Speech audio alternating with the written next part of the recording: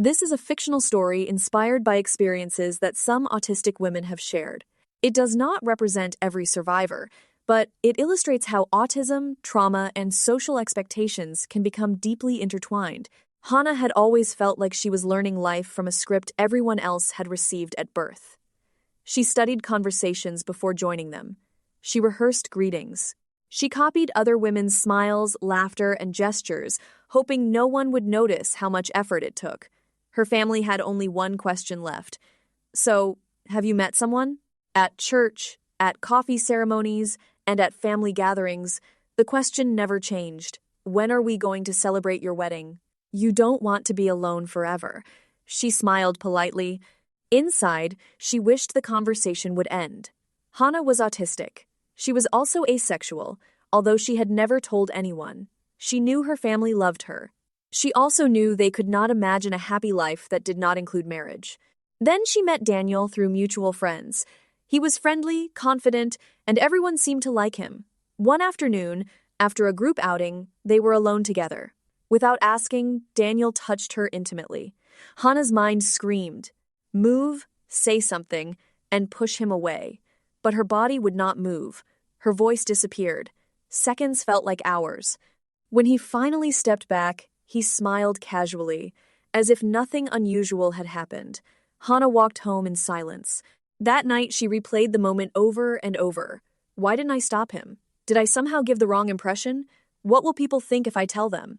She didn't yet understand that her body had entered a freeze response, a survival reaction that can leave a person temporarily unable to move or speak. The following week, Daniel acted as though they were becoming a couple. To Hannah's surprise, her family seemed relieved. Friends smiled knowingly.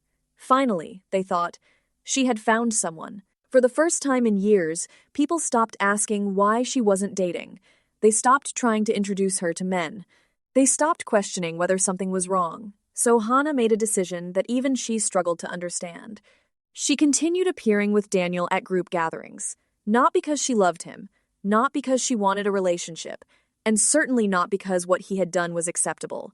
She was trying to survive another kind of pressure. If everyone believed she already had a boyfriend, perhaps they would stop demanding that she find one.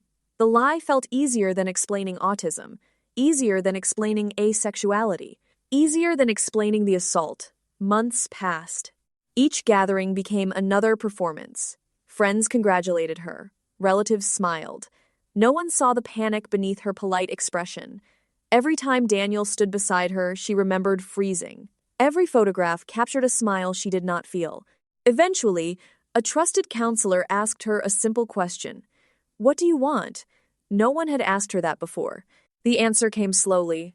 "I don't want to keep pretending." Healing did not begin the day she reported what had happened. Healing began the day she realized she no longer had to build her life around other people's expectations. She could grieve. She could set boundaries. She could choose honesty over performance.